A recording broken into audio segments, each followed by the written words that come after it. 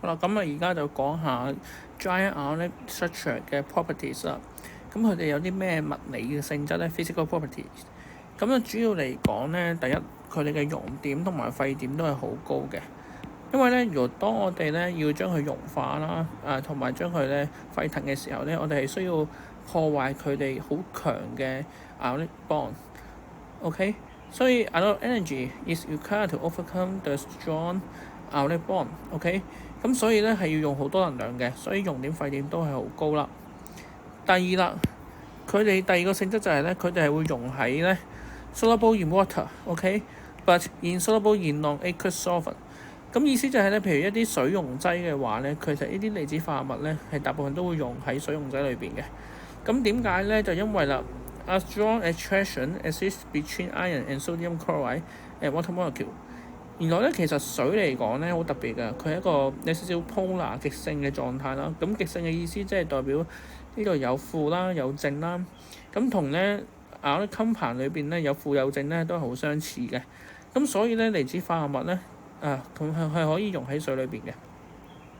但係啲 non-aqueous solvent 咧，佢其實就冇唔同水唔一樣啦，佢係冇一啲正負啦。咁所以咧ionic compound咧就唔會溶喺 non-aqueous solvent 裏邊嘅。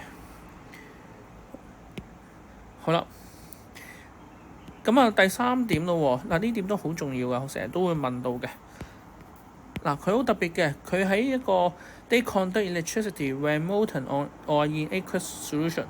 當喺 molten 即係一個溶化嘅狀態啦，即係譬如由一個固體變成一個液體嘅狀態啦，又或者 in aqueous solution， 當佢溶咗喺水裏邊。